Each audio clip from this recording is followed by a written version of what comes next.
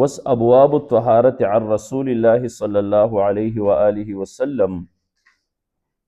دا ابواب د طهارت دي عن رسول الله صلی الله علیه و آله وسلم، د نبی علیہ الصلوۃ والسلام نه. کوشش به دا کوو چې درې خبرې په دې کې ذکر کیږي.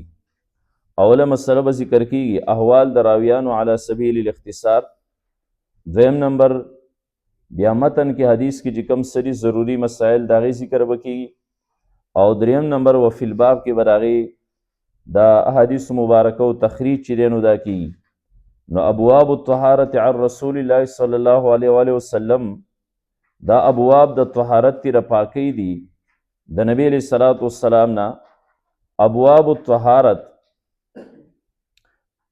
باب دلته یو څو خبرې ضروری دي چې باب څه ته وایي. دغه شانت یو کتابي یو فصلی چې دا څه ته وایي.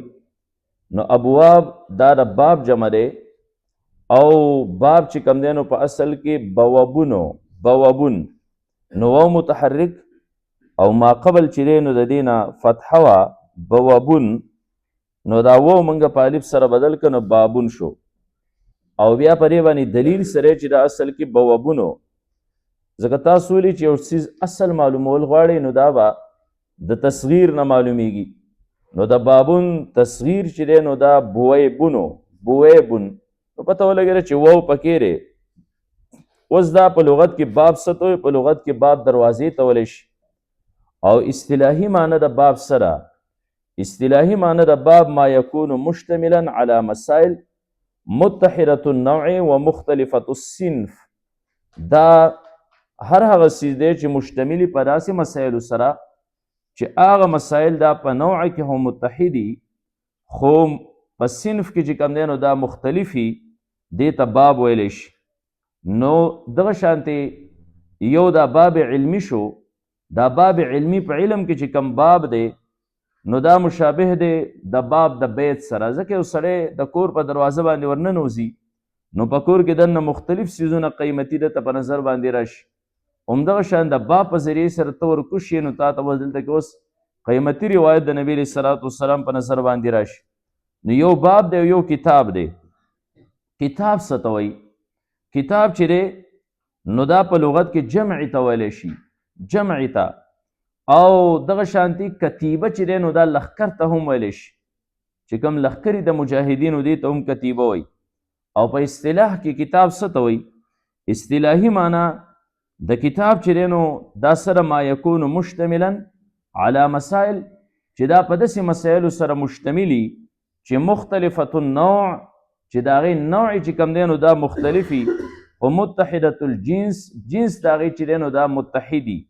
نو کتیبه هم لښکر ته ویلی شي، ځکه په دې لښکر کې چې کوم دی د فوج مختلف انواعي، مختلف اقسامي. دغه شان په دې کتاب کې دننه بیا مختلف ابوابي، مختلف انواعي اقسامي، ذکر یې ته کتاب ویلی شي. او یو د دې سره به په دې ضمن کې راځي فصل به ورته وایي. فصل خو تاسو ویلي چې په لغت کې فرق ته ویلی شي چې د ما قبل او د ما بعد په منځ کې فرق راولي فصل. خو په اصطلاح کې فصل څه ته وایي؟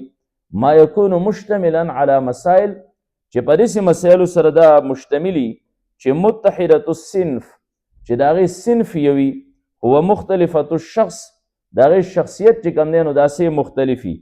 نو دا ابواب الطهارت دي، د پاکي بابونه دي عن رسول الله صلی الله علیه و آله وسلم، د نبی علیه الصلوۃ والسلام نه.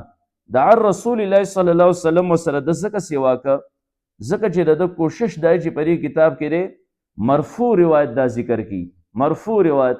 نو په دې وجه باندې دا عن رسول الله صلی الله علیه و آله وسلم دا وی. اولنې باب ما جاء لا تقبل الصلاة بغیر طهور. دا باب دې باره کې چې په غیر د پاکۍ نه الله تعالی مونځ دا نه قبلوي. موږ ویلو چې امام ترمذي رحمه الله عادت دا دی چې د لاندې د روایت نه الفاظ رالي او د هغې دپاره بره ترجمة الباب د هغې الفاظونه دی قایموي. که چېرته داسې راشي چې یو ځای کې ترجمة الباب کې کوم الفاظ لاندې روایت کې نه نو هغه به خامخا بیا وفي الباب کې چې د کوم حدیثونو طرف ته اشاره ورکړې ده په هغې کې به دغه الفاظ خامخا موجودي. نو به دغه الفاظ لاندې موجود دي. ګوره عن النبي صلی الله علیه وسلم قال لا تقبل الصلاة بغیر طهور، لاندې په دې حدیث کې دغه الفاظ شته. نو دغه الفاظ یې راغستي او د هغې نه بره هغه ترجمه الباب قیم کړی. باب ما جاء لا تقبل الصلاة بغیر طهور، دا باب دی باره کې دی چې مونځ بغیر د پاکۍ نه دا نه قبلیږي. باب ما جاء لا تقبل الصلاة بغیر طهور. بهر کیف دا خو چونکې د حدیث الفاظ دي نو چې ښکته حدیث ته ورسو نو بیا به تشریح کو، خو اول احوال د راویانو به بیان کو علی سبیل الاختصار، مختصر طور باندې چې دا راویان څوک دي.